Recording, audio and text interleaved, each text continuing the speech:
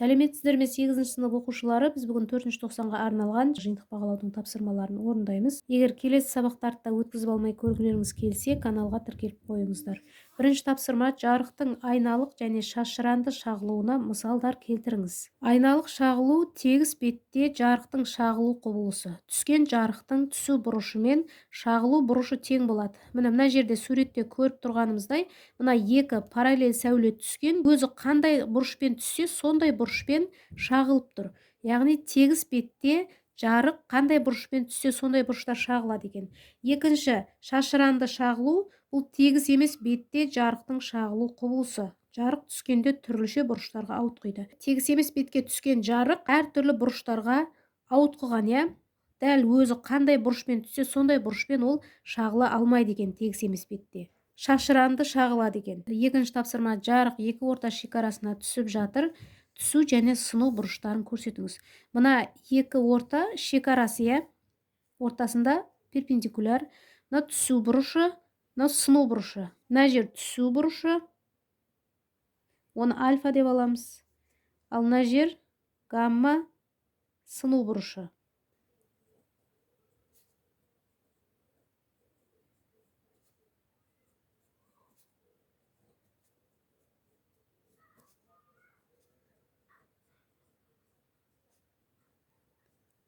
Альфа түсу бұрышы, гамма сыну бұрышы.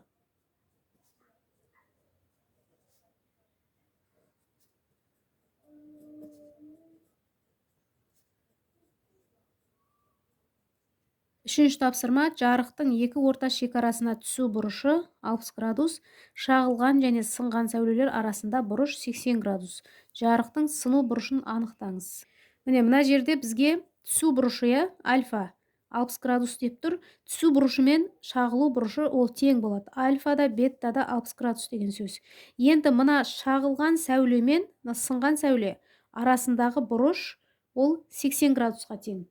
Мына жер біз оны фи деп алайық, сонда ол 80 градусқа тең екен.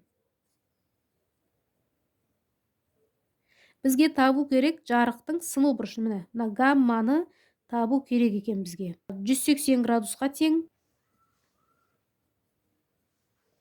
Мына аралық 180 градусқа тең болатын болса, одан азайтып тастаймыз. Мына шағылу бұрышы бар, және шағылған бұрыш пен мына сынған бұрыш аралығы бар, иә?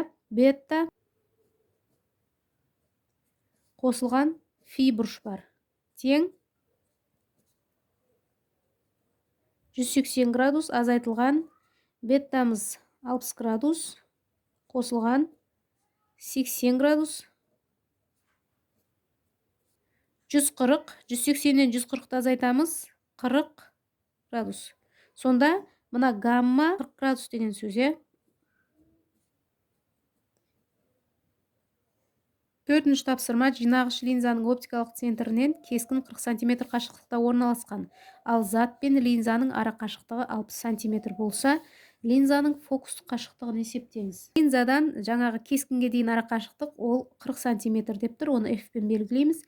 Ал жаңағы денеден заттан линзаға дейінгі ара қашықтықты оны D деп белгілейміз, ол 60 см-ге тең. Фокустық қашықтықты табамыз. Жұқа линзаның формуласын жазамыз. 1 бөлінген үлкен F 1 бөлінген D қосылған 1 бөлінген кіші F. Енді сандық мәндерін орнына қоямыз. D 60 см қосылған 1 бөлінген кіші F 40 см.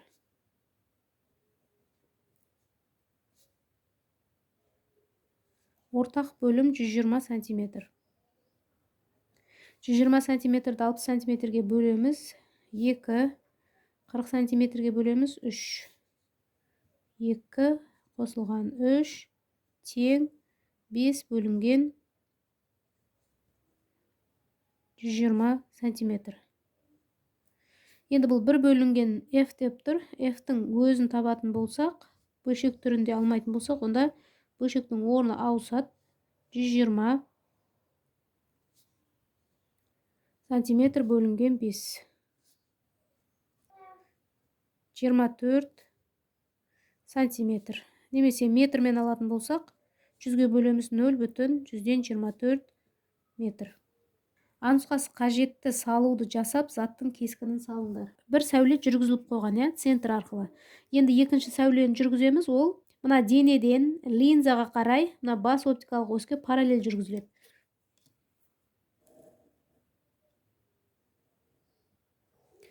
Ол сынып, фокус арқылы өтеді.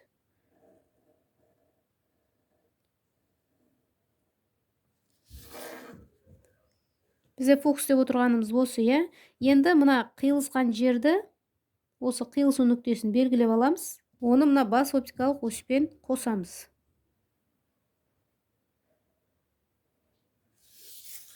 Сонда мына дененің, ол денені біз В деп алатын болсақ, сол В денесінің мына В штрих, оның кескіні, Енді В нұсқасында алынған кескінге сипаттама беріңіз дейді. Алынған кескінмен денені салыстырамыз, Кескін шын, себебі мына сәулелердің, сынған сәуленің қиылысуынан алынды.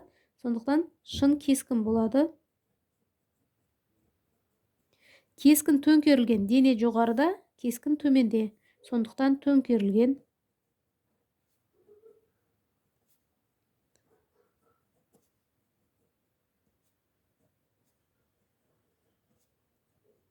Және кескін үлкейтілген. Мына денемен салыстырғанда кескін үлкен. Сондықтан үлкейтілген.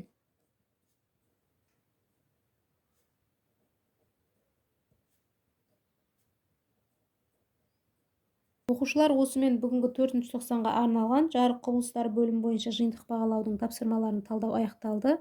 Келесі сабақта кездескенше сау болыңыздар.